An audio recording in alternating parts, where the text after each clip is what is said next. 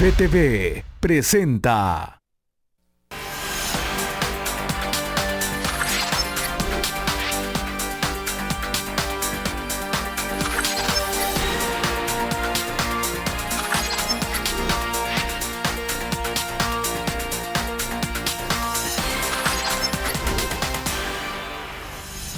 Muy buenas noches y bienvenido a un nuevo programa de debate este día viernes 18 de noviembre. Lo que hemos visto durante todo este tiempo de la situación fiscal del país y la búsqueda de acuerdos, obviamente tiene diferentes interpretaciones y tiene diferentes salidas también. Hay algunos estudios importantes hechos por el Instituto Centroamericano de Estudios Fiscales, ICEDI, que plantean algunas cosas bastante interesantes de conocer, y esto obviamente, estos planteamientos de ellos están también siendo considerados por las mesas que están trabajando en estos momentos, especialmente la mesa fiscal. Esta noche vamos a hablar con dos investigadores, economistas, investigadores de este Instituto Centroamericano de Estudios Fiscales, que presento inmediatamente. Los dos son salvadoreños y este organismo tiene sede en Guatemala, así que viven en Guatemala. Está con nosotros Lourdes Molina, economista investigadora de ICEDI. Buenas noches. Buenas noches, Nacho. Muchas gracias por la invitación. Y también está con nosotros Ricardo Castaneda. Gusto de saludarte, Ricardo. Un placer, Nacho, compartir contigo y con la audiencia. ICEFI. Sí, ICEFI. Lo dije mal. ICEFI. Bueno, vamos a saludar también, por supuesto, a la Central de Seguros y Fianzas, que hace posible este primer segmento de debate. Durante 30 años hemos consolidado nuestro liderazgo en fianzas. Somos expertos en seguro de personas, seguro de daños, fianza segura. Nuestro servicio es de calidad, ágil y oportuno. Alcancemos juntos nuestras metas, porque los salvadoreños no nos dejamos vencer. 3 décadas de desarrollo. La Central de Seguros y Fianzas. Por 30 años, su centro de confianza. Antes de ir analizando algunas de las cosas que ha dicho ICEFI en los últimos días, me gustaría preguntarle una cosa muy básica, que es cómo están viendo ustedes el estado fiscal del país en este momento. ¿Cuál es lo que ustedes piensan, digamos, que son las características fundamentales de esta situación? Bueno, Nacho, quizás ahorita lo que estamos experimentando es una crisis de liquidez que no es más que el reflejo de todos los problemas estructurales. Tenemos que tener mucho cuidado de no creer que la solución a la situación fiscal es únicamente resolver la crisis de liquidez actual. El Salvador se caracteriza, como el resto de los países de la región centroamericana, por tener problemas por el lado de los ingresos, por el lado de los gastos, en materia de deuda y también en materia de transparencia. Por el lado de los ingresos, podemos decir que es una carga tributaria alrededor del 16%, lo que se está proponiendo para el próximo año en el marco del presupuesto. Eso no ha tenido cambios significativos en los últimos años. Por el lado del gasto, es un gasto todavía insuficiente para garantizar derechos, para garantizar oportunidades. El gasto público en El Salvador no ha sido capaz de dar respuesta a los niños, niñas que tenemos fuera de la escuela, a los niños migrantes que cada año salen del país. Lourdes, quiero hablar después de eso porque ustedes lo plantean como un caso bastante especial. A muchos sorprende que ustedes digan hay que gastar más, no hay que gastar menos. Hemos estado escuchando casi la mayoría decir hay que gastar menos porque tenemos un endeudamiento alto. Pero tú dices tenemos un problema de liquidez derivado de varios factores. ¿Cuáles son los factores que provocan ese problema de liquidez? Primero, bajo crecimiento económico. Bajo crecimiento económico, por ende la recaudación es baja. El bajo crecimiento económico se ha vinculado con el hecho de que nosotros solo tenemos la política fiscal para incidir directamente en la economía. Desde la dolarización perdimos la política monetaria, que es como la otra rama, el otro brazo que podría tener el Estado para dinamizar la economía. Tenemos un gasto con muchas restricciones.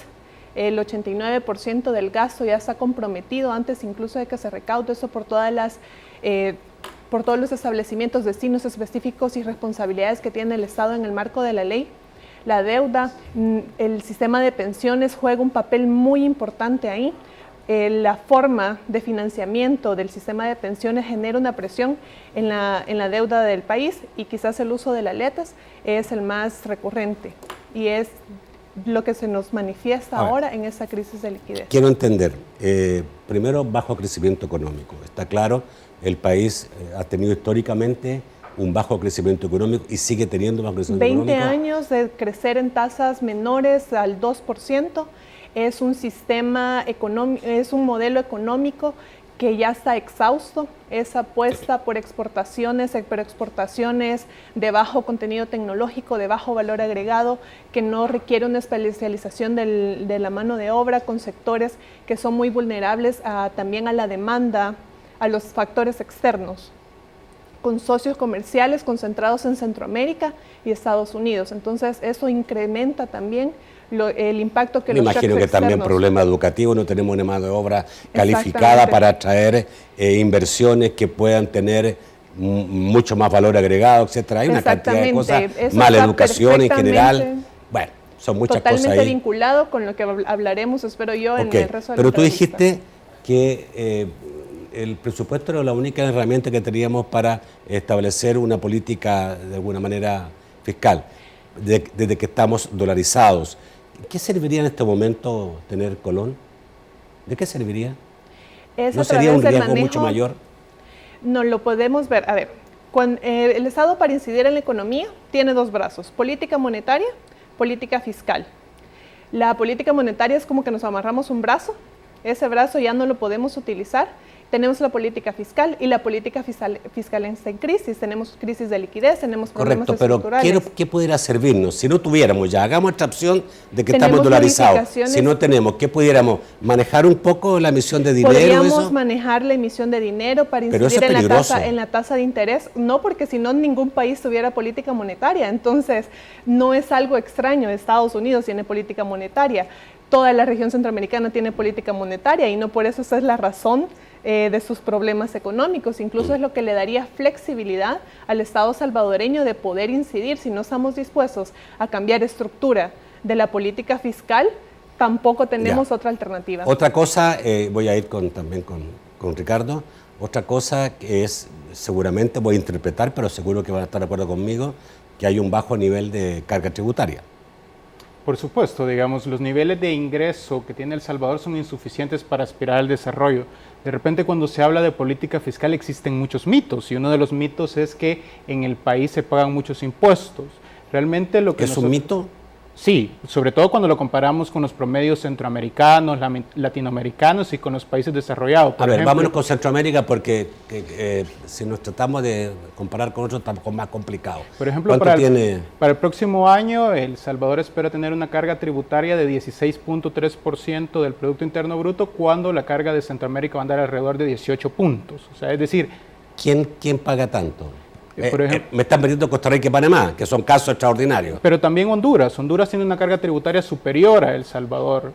Y lo que sucede en el caso de El Salvador, además, es de que es una carga tributaria regresiva, que afecta principalmente a quienes menos tienen, y uno esperaría que el impuesto que es directo, que es el impuesto sobre la renta, también sea progresivo. Sin embargo, el Ministerio de Hacienda acaba de actualizar su marco fiscal de mediano plazo, y la sorpresa que uno se lleva es que las tasas efectivas de impuestos sobre la renta para las empresas son regresivas.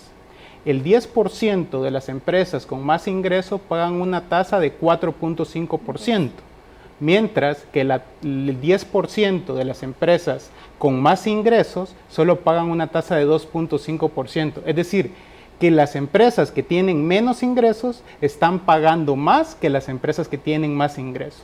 Y esto se debe... ¿Por qué se hizo eso? Son por todas las exoneraciones que existen en los marcos legales, y además tenemos una administración tributaria sumamente débil. Una administración tributaria que nosotros decimos que le gusta ir a cazar al zoológico, pero le da miedo meterse a cazar a la selva, que es donde están los grandes evasores. Por ejemplo, en el tema del IVA se evade casi el 40%. ¿Por qué? ¿Quién lo evade? Lo evaden principalmente los grandes contribuyentes. ¿Lo evaden las grandes empresas? Sí, por supuesto. ¿Y no le es más difícil? Porque, a ver, hay realidades que uno ve. Yo creo que desde hace unos 7, 8 años estamos viendo que las grandes empresas están siendo absolutamente controladas, auditorías permanentes. Bueno, yo puedo dar fe de eso. Digamos, cuando uno ¿Por qué analiza... se dice que no si el control existe? Y hay muchas veces en una empresa que pasa auditoría de Hacienda por 3 meses. Pero no todas. La capacidad que tiene la Dirección General... En la grande sí, yo diría que en la... La Dirección General de Impuestos Internos, la capacidad que tiene realmente es muy débil. Cuando uno observa los niveles de evasión en el 2015, son los mismos niveles de evasión que en el 2010. Es decir, que en términos generales no han habido mejoras en el combate con la evasión. Y ahí podemos entrar a hablar, por ejemplo, de temas de precios de transferencia, que es cuando las multinacionales que tienen sedes en otros países juegan con los costos para buscarse evadir el pago de los impuestos. Y hay que decirlo, la evasión de impuestos de IVA es un robo, porque quien lo paga es el consumidor. El consumidor, cuando va a adquirir un producto en la tienda o en el supermercado, ellos están pagando. ¿Consideras dentro de eso el comercio informal? Por supuesto que el comercio informal... ¿Cuánto es el comercio informal? Si la empresa, la gran empresa que tú dices es el 40% y el comercio informal del país es el 60%, ¿dónde está la evasión? No me cuadra. No, los 40% son a nivel general del IVA, pero recordemos que aun cuando la mayor cantidad de empresas están en el sector informal, los montos que se manejan en el sector informal no le van a llegar a ser igual. Pero es un 70% de la economía. Sí, por supuesto, pero... Igual suma. Pero digamos, cuando uno va a ver empresa por empresa que está en el sector informal, los ingresos que tienen son de subsistencia. Recordemos que Sí, por supuesto. La mayoría de las personas que están en el comercio informal apenas y les alcanzan para subsistir. Si no, ¿cómo explicas que en El Salvador hay 2.6 millones de personas viviendo en la pobreza? Es porque los ingresos que perciben las familias son insuficientes en ocasiones siquiera para cubrir el costo de la canasta básica. Entonces, lo que hay que hacer... Yo pensaría que un informal gana más que un empleado. Yo no. ¿No? Yo no. Digamos que conozco... Lo que pasa es que eso no se puede medir, entonces es como así nomás. Sí, Nacho, pero un quizás, empleado gana $300 y paga impuestos más encima de eso. Quizás podríamos aquí, otro de los mitos que es muy difícil, a ver, el sector informal es muy difícil, lo vamos a poder medir, muy difícil lo vamos a poder controlar, eso hay que reconocerlo. Pero decir que no se pagan impuestos derivados del sector informal, que no se contabiliza, es muy diferente. Porque, a ver, el sector informal, pensemos en alguien que anda vendiendo un producto textil de importación. Ese producto tuvo que haber pasado por alguna aduana y tuvo que haber pagado los impuestos correspondientes. La persona, el vendedor final, lo tuvo que haber comprado en algún lugar y hubo alguien que se lo tuvo que haber comprado. En algún momento en ese canal se tuvo que haber pagado impuestos. O puede ser contrabando puro, mi niña. Puede ser contrabando también. Pero no podemos, aquí no podemos generalizar, sería sofisma de composición, asumir que todos son iguales. Pero entonces requiere reflexiones más detalladas, mucho más esfuerzos, por lo que comentaba Ricardo, de la administración tributaria, que sea capaz de combatir la evasión, la elusión, de luchar con toda la ingeniería fiscal que algunas empresas asesoras, consultoras, lo ofrecen descaradamente en sus portales en internet. Y eso al final es básicamente utilizar los vacíos legales que tiene la ley para poder reducir el pago de impuestos. Yo pienso que puede haber mucha más elusión que evasión. Bueno, la elusión, de acuerdo a las estadísticas para el 2014, eran 2.6% del Producto Interno Bruto. Y ahí hay que decirlo que en El Salvador se pensó que para atraer inversión extranjera directa, lo que debías permitirle a las empresas era que no pagaran impuestos. Estudios del Banco Mundial, de la CEPAL, muestran que cuando un inversor llega a un país, realmente el pago de los impuestos no es el principal factor al momento de tomar decisiones. Hay cosas más importantes como la estabilidad política, que los niveles de inseguridad, la seguridad, los niveles de inseguridad no sean tan altos, que la población esté educada y que realmente pueda adquirir los productos que se van a hacer. Y entonces lo que se hizo fue empezar a entregar una gran cantidad de incentivos, que nosotros le llamamos privilegios, porque además no se evalúa. Vamos a hablar de eso. Me sacaste el tema de nuevo, vamos a hablar de eso, porque yo no sé, digamos, vamos a tener que empezar por la seguridad y lo otro para atraer inversión. Seguramente no podemos, porque tendríamos 15, 10 años todavía y mientras tanto los morimos. Vamos al corte, ya volvemos.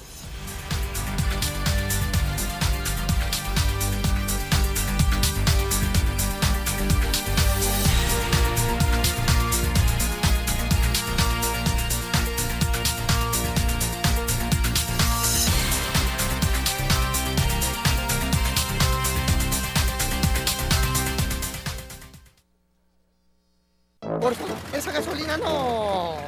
Los que sí saben de combustible huyen de la mala calidad. Por eso todos quieren ir a Alba Petróleos, porque solo nosotros podemos decir con orgullo que somos calidad 360. Desde la extracción, su refinación y traslado, su almacenaje, hasta que servimos el mejor combustible. Y cada etapa es controlada doblemente. Por eso, los que sí saben de combustible no aceptan otro. Alba Petróleos. Clínica Brito Mejía Peña le ofrece sus nuevos estudios de resonancia magnética cardíaca, únicos en Centroamérica. Muestra con mayor precisión el flujo sanguíneo del músculo cardíaco, presencia de inflamación del miocardio y la anatomía del corazón sin utilizar radiación. Clínica Brito Mejía Peña, 40 años de experiencia, innovación y liderazgo. Un centro especializado del Hospital de Diagnóstico. Servicio las 24 horas.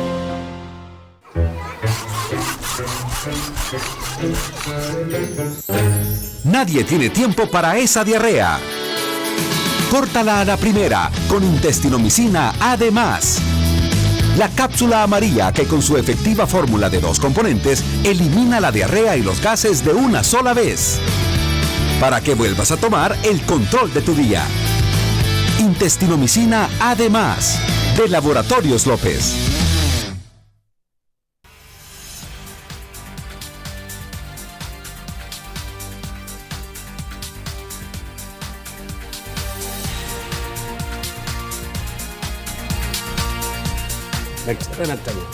El segundo segmento de debate, gracias a Banco Agrícola. Banco Agrícola, juntos por una banca más humana. En la empresa tenemos un compromiso con quienes nos acompañan en los retos de cada día. Porque trabajando juntos, hacemos posible una mejor vida para todos. Tenemos un aliado en este propósito, que nos brinda soluciones y asesoría oportuna, lo que nos permite ser más eficientes y desarrollar comunidades productivas, capaces de transformar positivamente a la sociedad y al país. En Banco Agrícola, conectamos a las empresas con nuevas posibilidades para que juntos construyamos un mejor país. Banco Agrícola, juntos por una banca más humana. Bueno, a ver.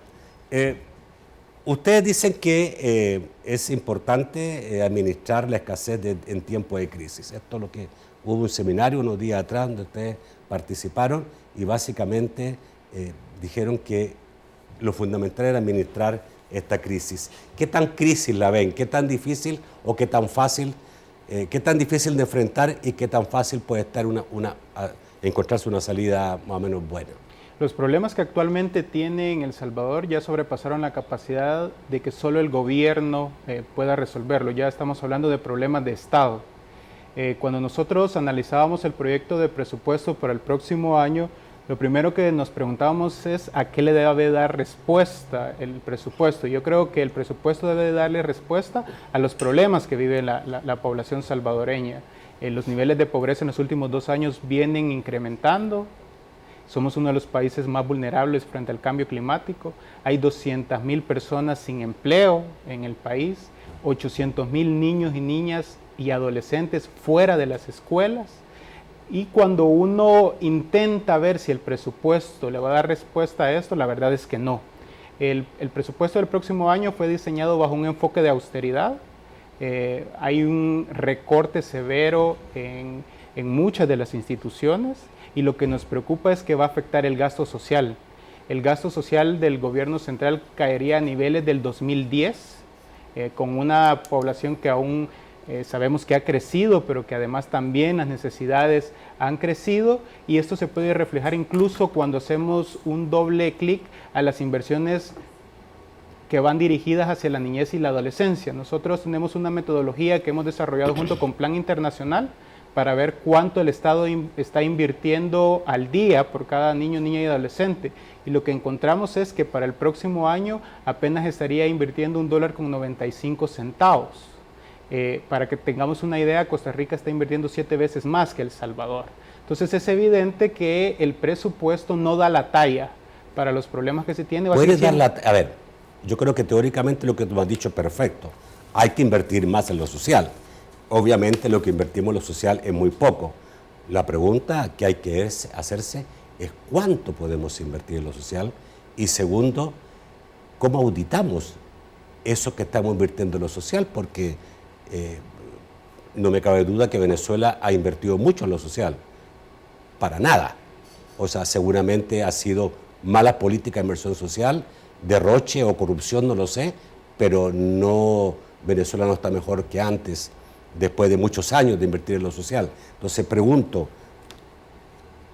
¿cuánto se puede invertir en este momento? O sea, me da la impresión que ustedes dicen, no, a pesar de que estamos con cero dinero y con graves problemas, hay que invertir más en lo social. ¿Se puede?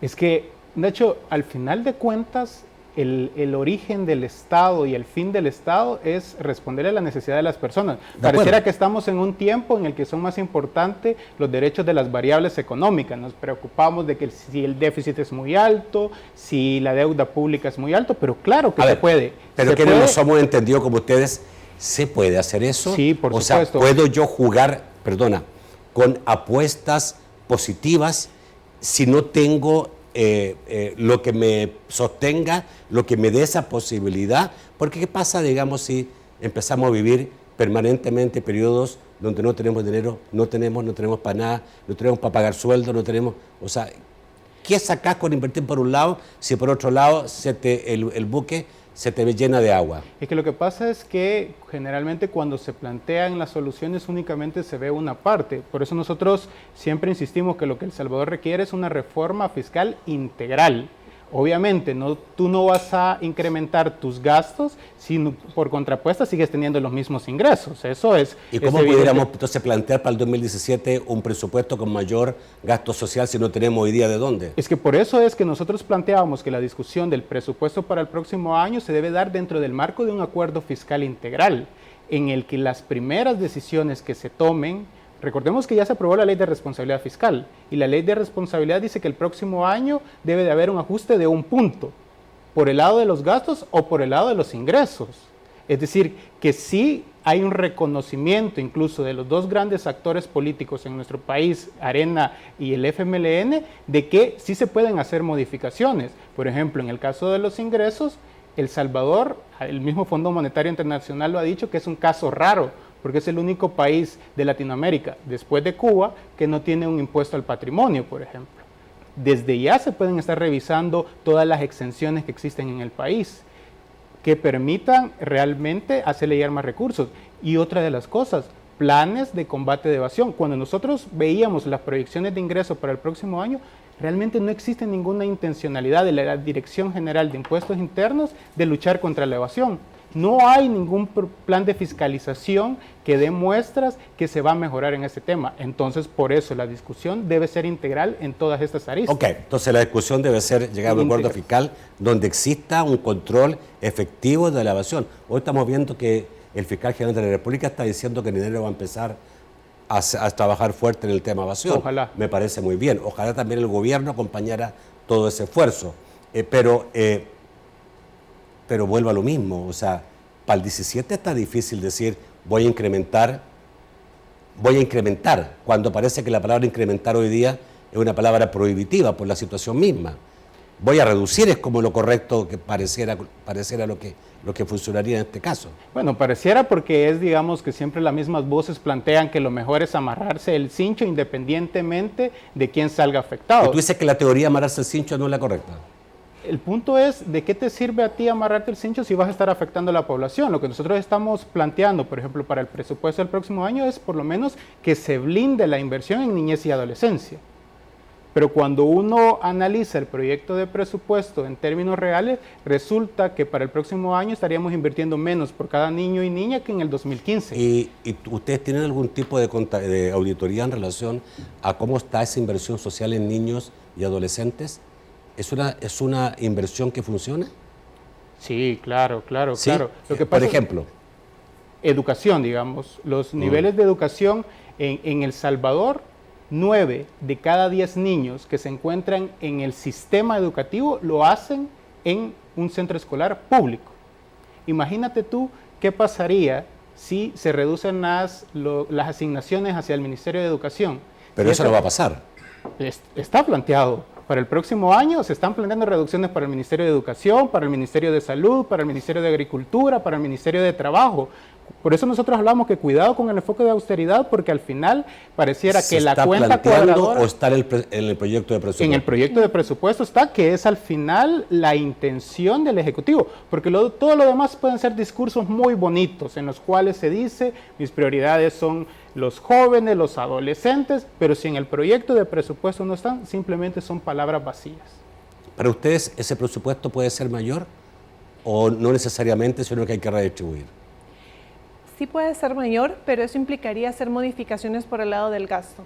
A ver, las discusiones sobre implementar nuevos impuestos, y aquí hay que tener mucho cuidado a la población, porque a uno le hablan de impuestos y es como, ¿por qué me quieren cobrar más impuestos? Hay que hacerlo con sentido de progresividad, que es el gran problema que tiene nuestra estructura tributaria, que al final termina pagando más quien menos tiene. El impuesto al patrimonio se podría implementar. Definitivamente necesitaríamos, es clave dotar a la administración tributaria de esos dientes para que pueda hacer cumplir toda la legislación en materia tributaria. En Estados Unidos, un dicho muy popular es que dos cosas son seguras en la vida: la muerte y los impuestos. En El Salvador hay que llevar a eso, que sea mayor desincentivo el no pagar los impuestos que pagarlo. En el marco del presupuesto se pueden hacer, lo que tenemos que hacer es que este presupuesto debería ser la primera respuesta que nuestras autoridades, y aquí incluye tanto al gobierno como a los diputados y diputadas de la Asamblea Legislativa de todas las fracciones, qué respuesta está dando este presupuesto tal y como está. Nosotros, por la revisión que hemos hecho, este presupuesto, así como está planteado, no está dando respuesta a todos los desafíos, a toda la deuda social que está presentando. Ahorita no, tenemos que empezarnos a poner de acuerdo. Y seguramente ningún presupuesto de los últimos años que ha tenido el país, ninguno, en los últimos 50, 60 años, por lo tanto, es la historia de siempre, pero entonces ese es el momento oportuno. A ver, hoy es el momento oportuno. Es el momento oportuno. Quiero, digamos, que me lo expliquen bien, porque me están diciendo un discurso totalmente diferente al resto. Es que, Nacho, si no empezamos ahora, ¿cuándo vamos a empezar? Hoy es el momento de apostar. Hoy es el momento de apostar. Yo creo que están las condiciones dadas, porque tuvimos que llegar a esta crisis, tuvieron que darse todas las condiciones y ver que ya íbamos a caer en impago, que por cierto el riesgo todavía está. La polarización en la Asamblea Legislativa ha hecho que todavía no esté seguro que se pueda aprobar el crédito puente, y entonces el Estado sigue contando sin los recursos suficientes para cerrar este año. Entonces están las condiciones dadas para ponernos de acuerdo. Ya existe la ley de responsabilidad fiscal. En los próximos 3 años va a haber un ajuste de 3 puntos. Eso ya está por ley. Ahora falta decidir si va a ser solo por ingresos, solo por gasto, una combinación de los dos, qué va a ser más. Y entonces ahí donde nosotros decimos, ahí deben de participar todos los actores. Porque si no, puede darse que quien termine pagando la cuenta va a ser la población que ni siquiera ha sido invitada a la fiesta. Y esto ha pasado siempre. La cuenta cuadradora ha sido el bienestar de las personas. En la crisis mundial, si uno puede aprender de la experiencia de otros países, especialmente en Europa, cuando se implementó el enfoque de austeridad, terminaron pagando los grupos más vulnerables. Y por eso nosotros hacemos una invitación a que la población se involucre. Esta semana que hemos estado en el país, nosotros hemos escuchado muchos analistas y que quizás por eso parecemos nosotros disonantes cuando el mensaje de resignación a las personas, es decir, como que ya no se puede hacer más, sigamos viviendo en esta de la ley del más fuerte, que sobreviva quien pueda. No te parece, digamos, correcto. Ya no se puede seguir gastando en seguros privados privilegiados, un pequeño grupo de funcionarios públicos de este país que están gastándose lo que nadie se gasta. Ahí estamos hablando, yo creo que entre Corte Suprema de Justicia y Asamblea, yo creería que a lo menos de 12 millones de dólares mensuales. ¿Cuánto se podría hacer con eso? Sí, por ejemplo, nosotros decimos que por el lado del gasto no todo está hecho.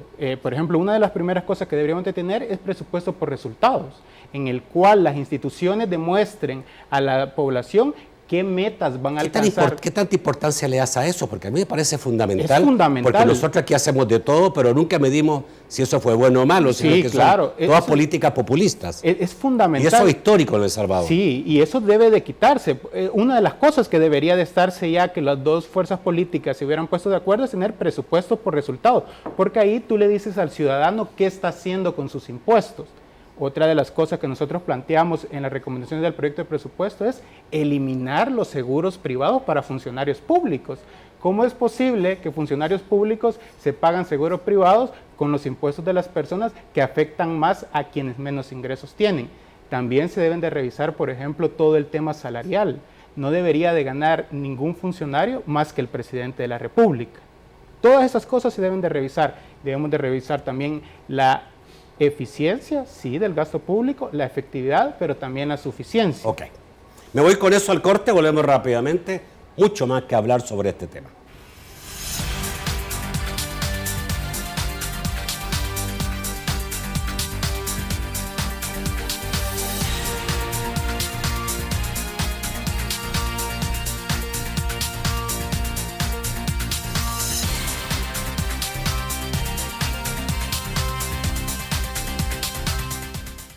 Oye, ¿qué piensas que estarás haciendo cuando estés jubilada? Muy activa y si se puede, viajando. Genial. ¿Y cómo pagas los viajes? Ahorrando, cuando se puede. Si no, pues, con tarjetazo. Bueno, ¿y cuándo piensas que vas a pagar esas deudas? Pues, depende. ¿Depende de qué? Si logro conseguir otro préstamo para seguir viajando. Si hoy te llenas de deudas, ¿cómo pensás viajar cuando estés jubilada? Tu retiro depende de lo que hagas hoy. Esos ojos que te enseñaron el verdadero amor no están solos. Están conectados con cada célula de su cuerpo. Pero, ¿sabías que ellas dependen de una buena proteína para un óptimo desarrollo? Por eso Nestlé presenta OptiPro, una proteína de calidad superior que ayuda desde cada célula a construir bases más sólidas para un desarrollo óptimo y un futuro brillante. NAN OptiPro 3 Crecimiento. Ahora puedes hacer aún más para toda su vida. Conoce más sobre las proteínas con Nestlé. Comienzo sano, vida sana. No podemos evitar los gustos musicales del motorista, pero sí podemos quitarte ese molesto dolor de cabeza. Dolofin, rápida acción. Desde siempre, el analgésico efectivo contra el dolor de cabeza. Ahora la gasolina Plus de Texaco subió de 88 a 91 octanos, el octanaje recomendado para los vehículos en Latinoamérica. Texaco te invita a continuar con Debate con Nacho Castillo.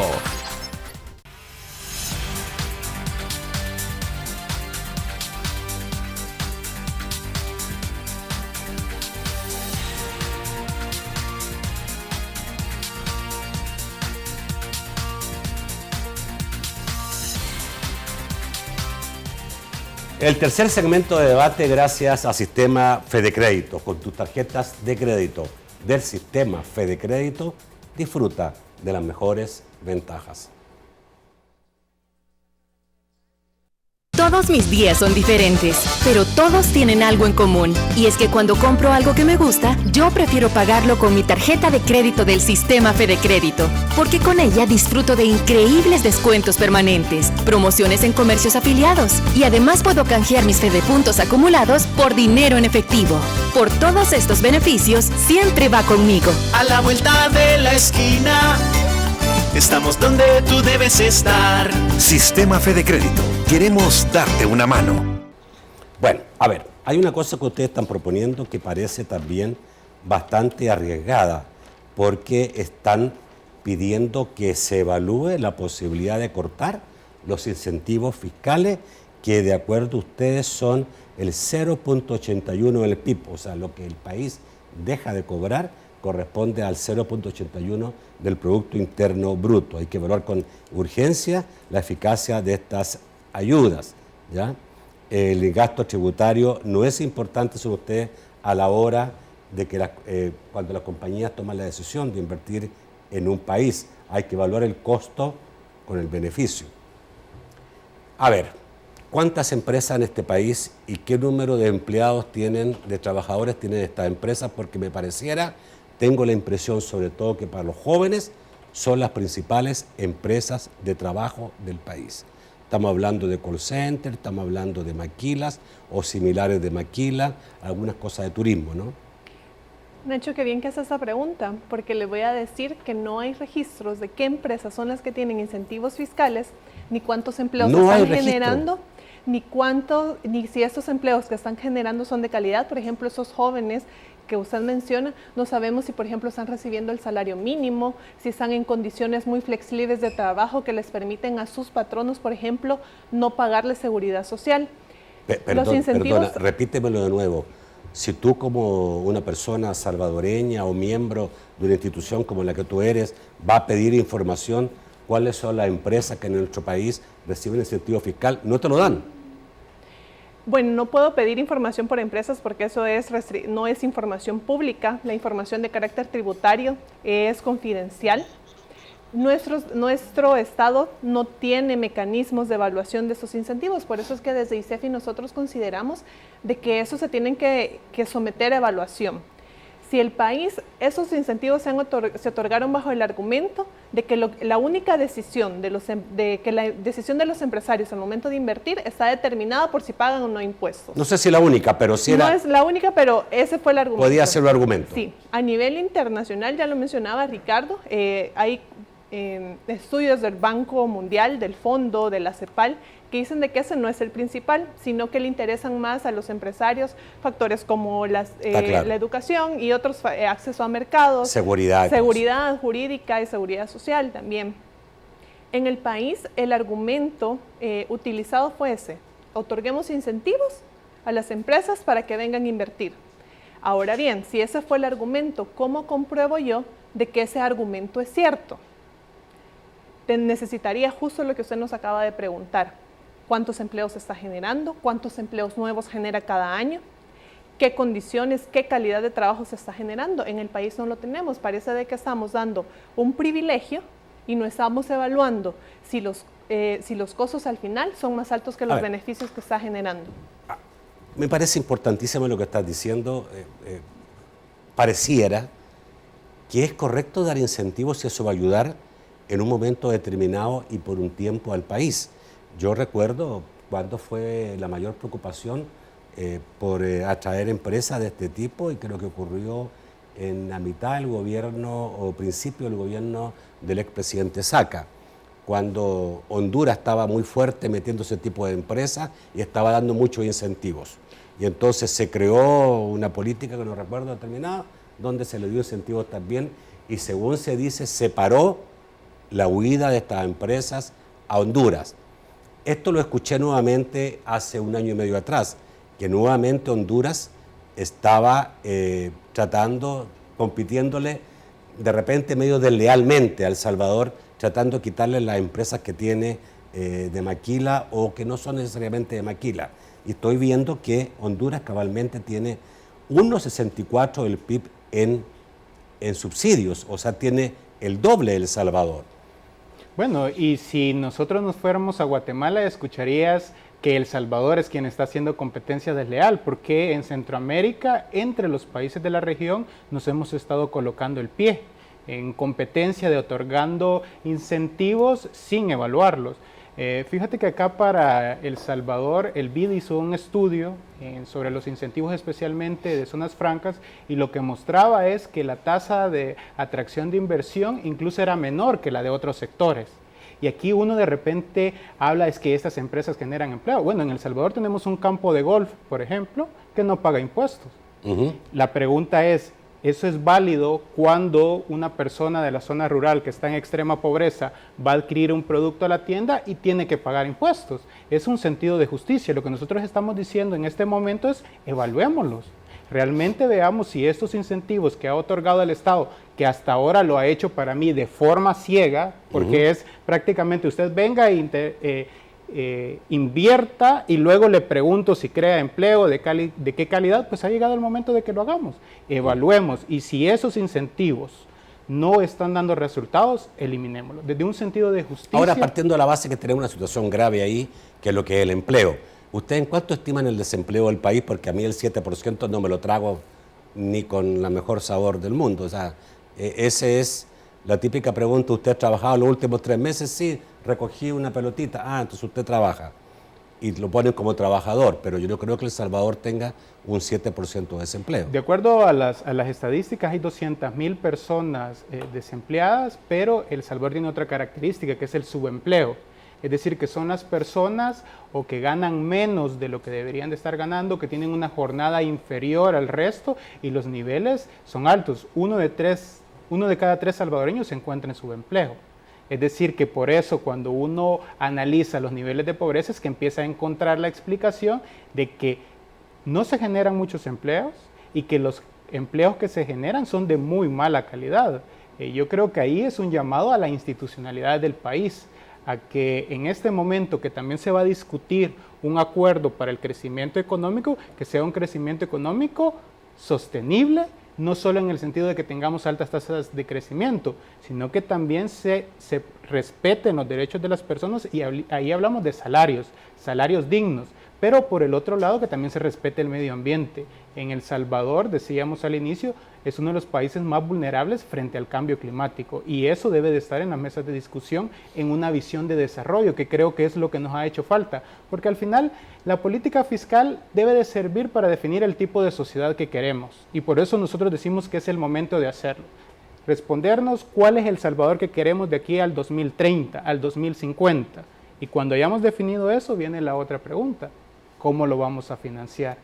Si la política fiscal es el rostro de la sociedad que queremos, ojalá nos decantemos por una sociedad democrática, inclusiva y que le apueste al desarrollo. Yo no sé si la política fiscal o la política económica de crecimiento, porque la política fiscal finalmente es el resultado de ingresos para el país.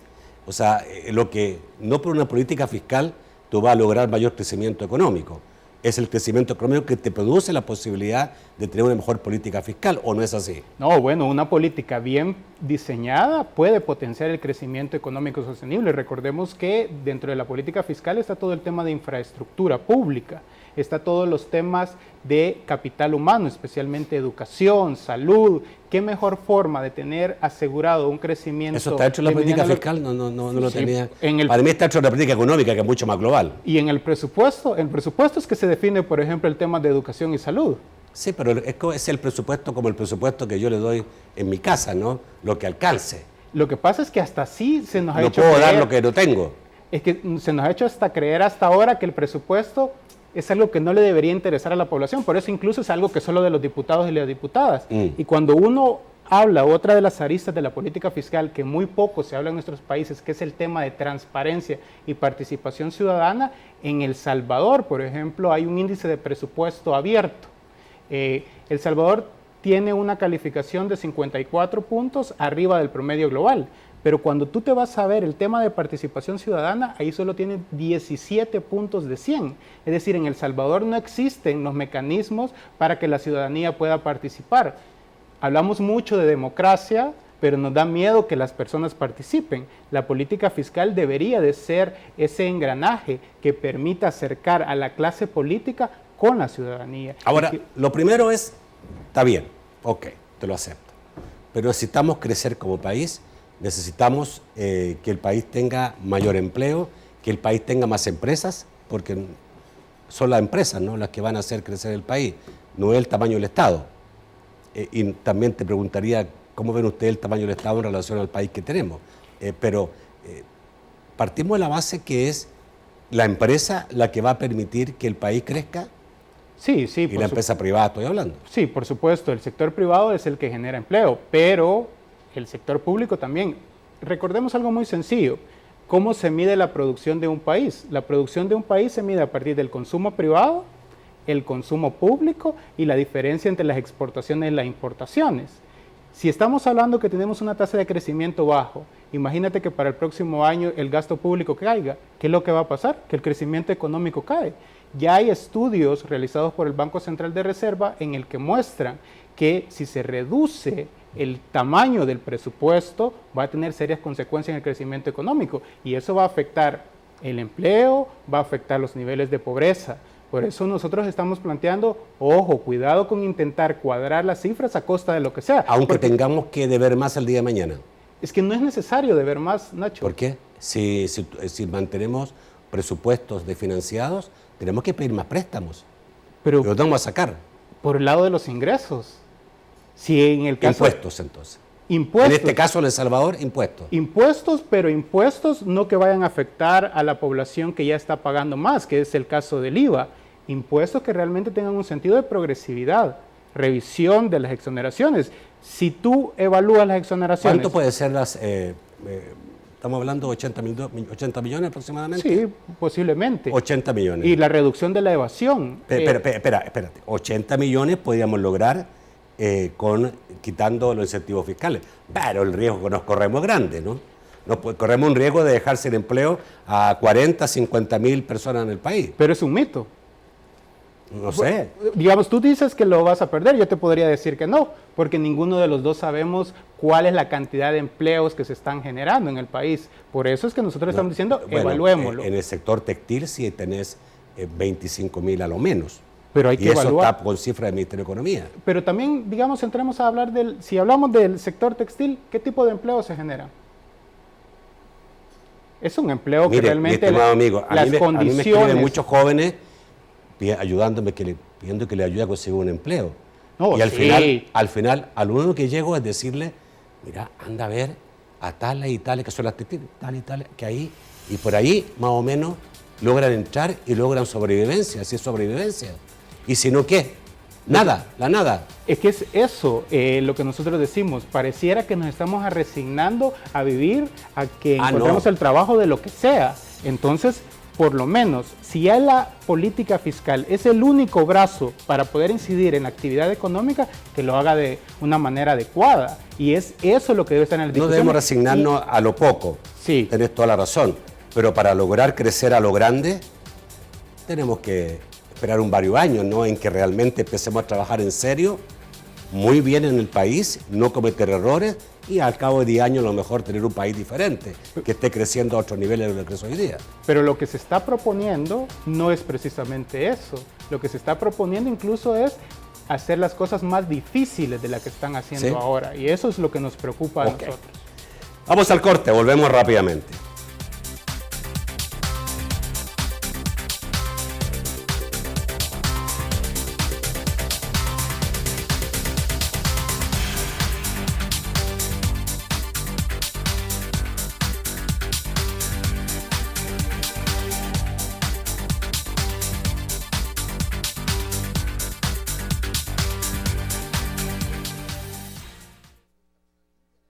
Dolofin AR, con su fórmula, desinflama tus articulaciones, brindándote un alivio prolongado y sin afectar tu estómago.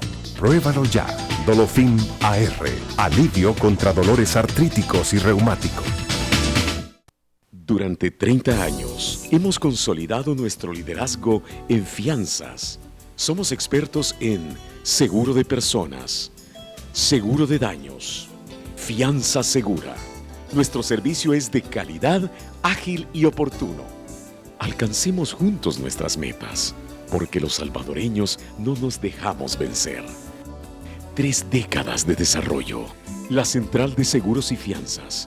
Por 30 años, su centro de confianza. Clínica de Radiología Brito Mejía Peña, lo más completo en diagnóstico por imágenes en El Salvador. Te invita a continuar en sintonía de Debate con Nacho Castillo.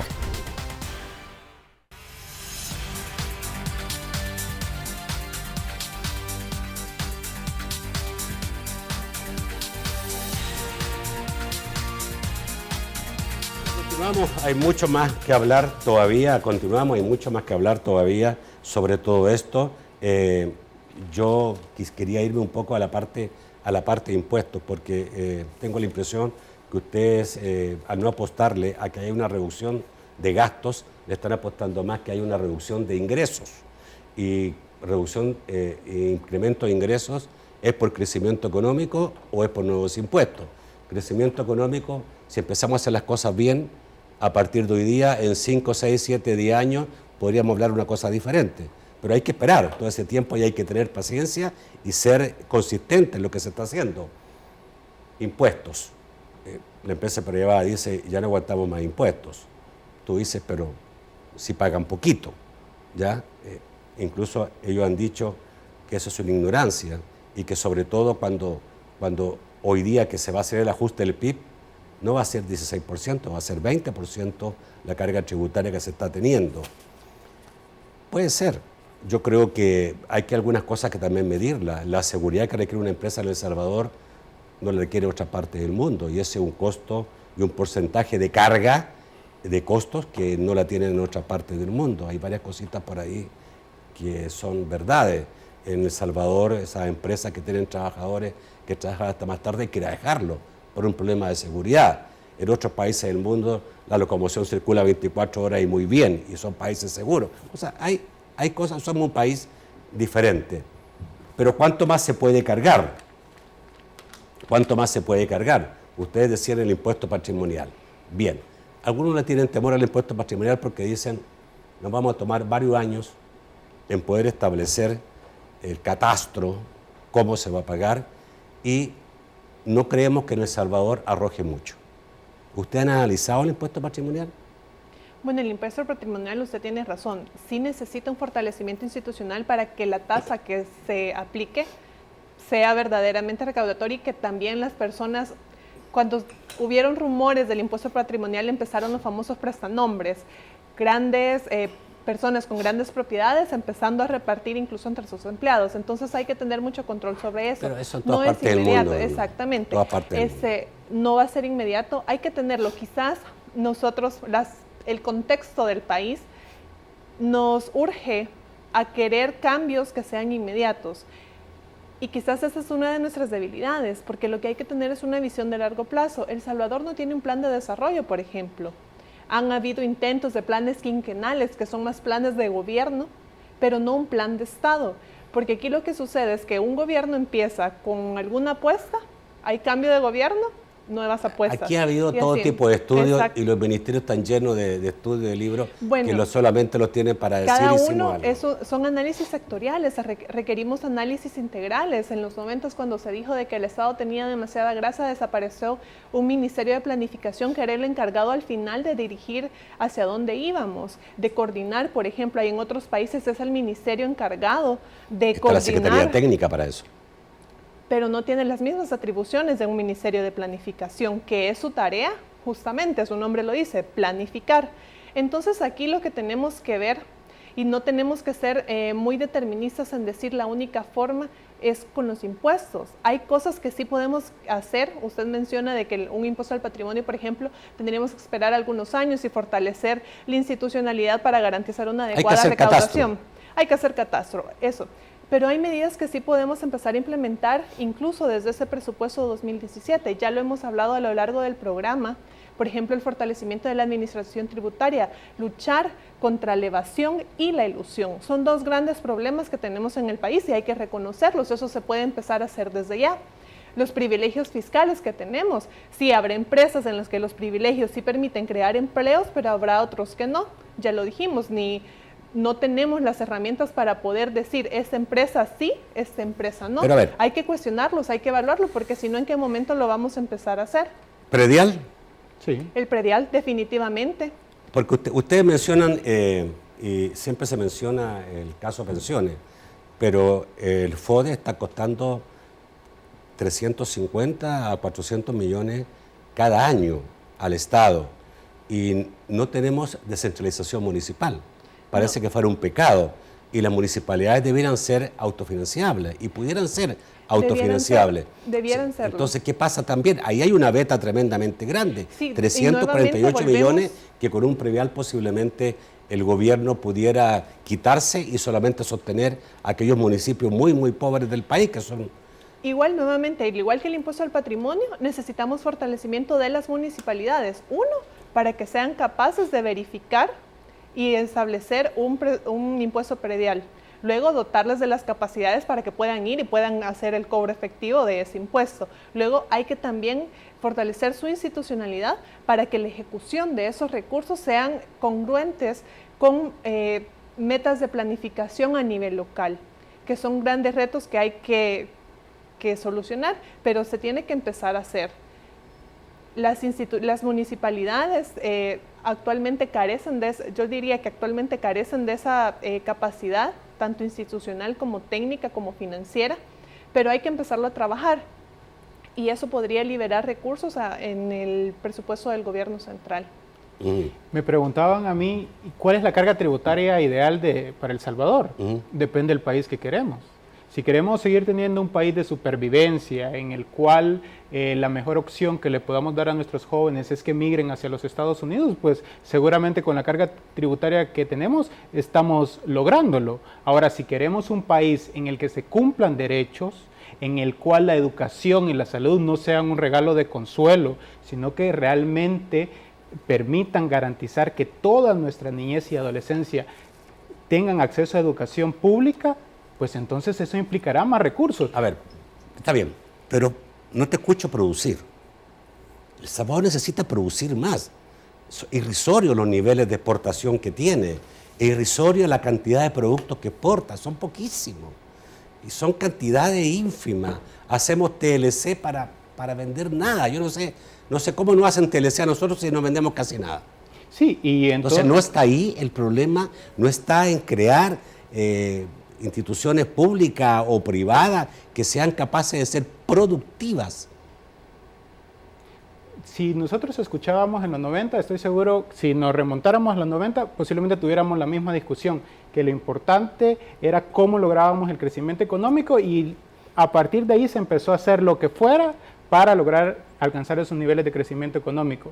Luego de muchos años nos damos cuenta que esas apuestas que se hicieron fracasaron. Lo que nosotros estamos planteando es póngase al centro a la persona. Los niveles de inversión... Pero ese no es el centro de la persona, o sea, ¿cómo yo voy a poner el centro de la persona si no busco un esquema que le dé, donde haya mayor producción y donde haya mayores oportunidades? Porque yo puedo poner en el centro de la persona, educarlo para que después sea un desempleado. Pero es que ahí es donde entra, por ejemplo, ¿cuáles son los niveles que tiene desde el sector público, incluso el sector privado, en investigación y desarrollo en nuestro país? 0. ¿Y cómo entonces tú quieres luego que tener trabajos con alto valor agregado cuando no hay ninguna apuesta hacia ello? Por eso es que eso debe estar en la discusión, pero eso nuevamente va a querer recursos. No podemos decir que el próximo año en el presupuesto tengamos un 20% para investigación y desarrollo cuando no contamos los recursos. Todas nuestras recomendaciones, lo que decimos es, esos deben de ser puntos para el debate. Es la sociedad salvadoreña la que debe de participar. Nosotros aplaudimos que la semana pasada Arena y el FMLN se hayan puesto de acuerdo, pero ha llegado el momento de abrir la puerta, que otros sectores participen. En ese diálogo debe de estar el sector empresarial, debe de estar la academia, pero también deben de estar los trabajadores, las mujeres, los jóvenes.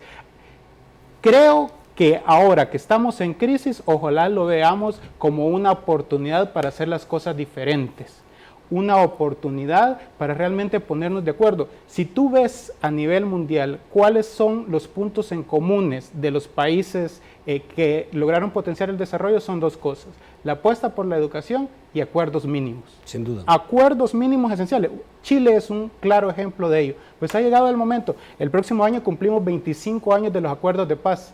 ¿Qué mejor momento para constituir un nuevo acuerdo en el que sobre todo se le dé respuestas a los problemas de las personas?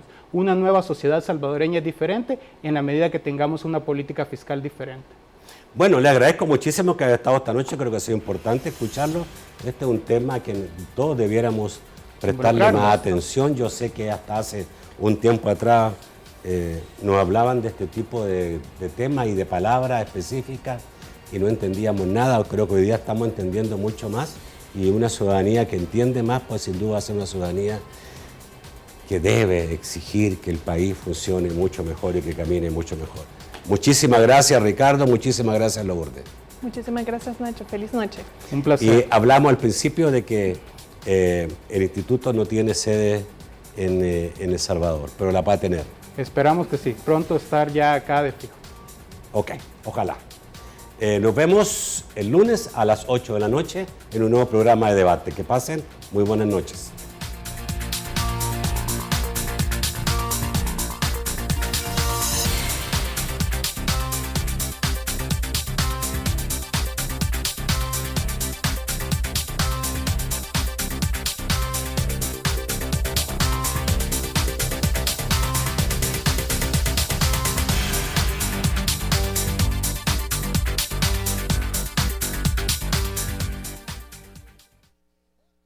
A continuación, New Girl.